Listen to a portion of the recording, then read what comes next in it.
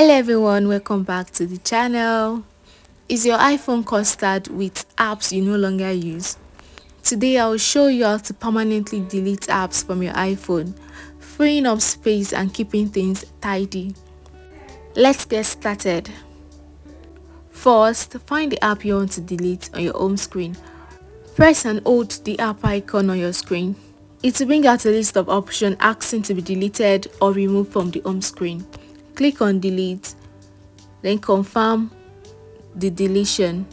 If the app is still in the app library, repeat the process there to ensure it's fully deleted. For a thorough cleanup, you can also check the iPhone storage. Go to Settings, General, iPhone Storage. Find the app in the list and tap on it. Then tap Delete App to remove it permanently.